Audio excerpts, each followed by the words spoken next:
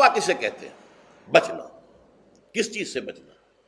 اللہ نے جو چیزیں حرام کی ان سے بچنا، اللہ کے احکام کو توڑنے سے بچنا. دیکھیے یہ لفظ جو ہے اس کا مادہ ہے وا، قاف اور یا، وقا. وقا یقی کے معنی ہے کسی کو بچانا. ہم دعا مانگتے وقنا عذاب النار، اے اللہ ہمیں آگ کے عذاب سے بچا لے.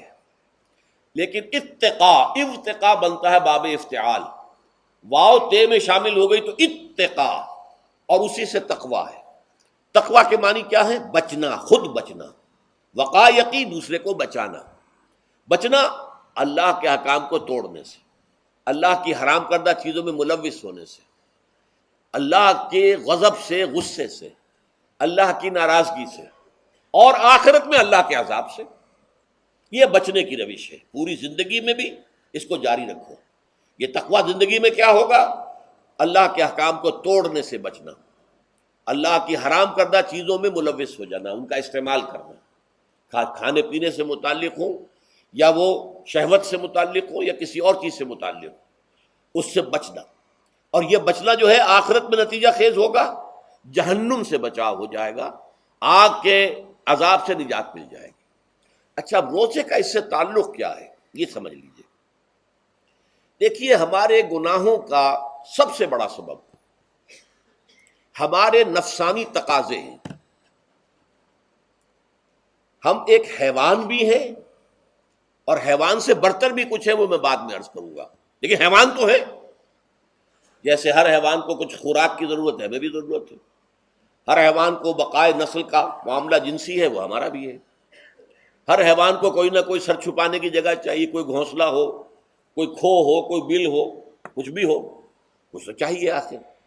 اسی طریقے سے ہمارے سارے تقاضے، حیوانات کو بھی آرام چاہیے، ہمیں بھی آرام چاہیے. اچھا ان حیوانی تقاضوں کے بارے میں یہ بات بالکل واضح رہنی چاہیے کہ یہ اندھے بہرے ہیں. انہیں صرف اپنی گریٹیفیکیشن، اپنے تسکین سے جو ہے ساری بحث ہے. اس سے کوئی غرض نہیں کہ حلال ذریعے سے ہو، حرام ذریعے سے ہو. پیٹ کھانے کو مانگتا ہے بھوک کے اندر. اب آدمی جو ہے حرام کے اندر بھی بیمار بیٹھتا ہے، یہاں تک کہ خود شریعت اجازت دیتی ہے کہ اگر جان پر بن جائے آدمی جو ہے وہ فاقے سے مر رہا ہو تو وہ کوئی حرام چیز کھا کر بھی اپنی جان بچا سکتا ہے، لیکن عام حالات میں نہیں. لیکن ہو سکتا ہے ہمارا چٹخارا جو ہے وہ حرام کی طرف ہمیں لے جائے. کسی کو واقعتاً اللہ نہ کرے کہ سور کے گوشت کا چسکا لگ جائے، وہ اس کے بغیر بچتا ہی نہیں، کھاتا ہے. شراب کی عادت ہو گئی، پیتا ہے. یہ نہیں. تو ہمارا پیٹ مانگتا ہے اور اسے اس سے غرض نہیں کہ حلال سے کھایا ہے یا حرام سے کھایا. ہماری شہوت اپنی تسکین چاہتی ہے، اسے اس سے غرض نہیں کہ حلال سے یا حرام سے، جائز سے یا ناجائز سے. اسی طریقے سے ہمارے تمام تقاضے جو حیوانی ہیں، ایک تو یہ کہ بہت زوردار ہیں، اور چونکہ وہ اندھے بہرے ہیں لہذا جو قرآن میں کہا گیا ان النفس لامارۃ بالسوء، یہ نفس تو بدی کا حکم دیتا ہی ہے. یہ گویا کہ اس کے اندر رجحان جو ہے انہیرنٹ ہے کہ وہ بدی کی طرف انسان کو ترغیب دلاتا ہے. یہ جو کیفیت انسان کی ہے اس کے لیے ایک مشق جو ہے وہ روزہ فراہم کرتا ہے.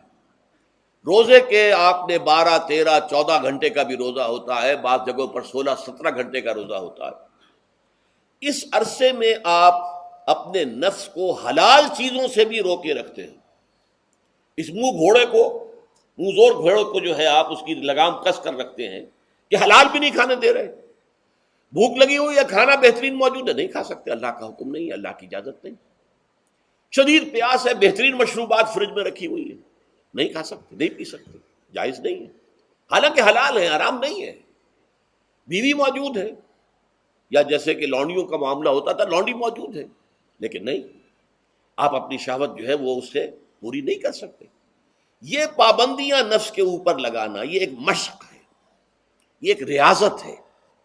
اس ریاضت کا حاصل یہ ہونا چاہیے کہ انسان بقیہ 11 مہینوں میں اپنے آپ کو حرام سے تو بچائے نا.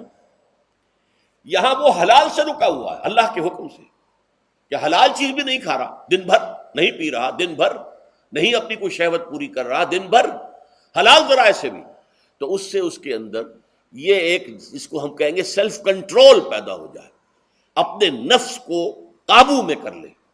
یہ گویا کہ اس کا سب سے پہلا اس روزے کی ریاضت، روزے کی مشق کے حوالے سے یہ اس کی حکمت ہوئی کہ اس سے کے ذریعے سے انسان میں سیلف کنٹرول پیدا ہونا، ضبط نفس، کہ یہ پہلا حکم جو ہے روزے کا، لعلکم تتقون، تاکہ تمہارے اندر تقوی پیدا ہو جائے، اپنے نفس پر کنٹرول پیدا ہو جائے۔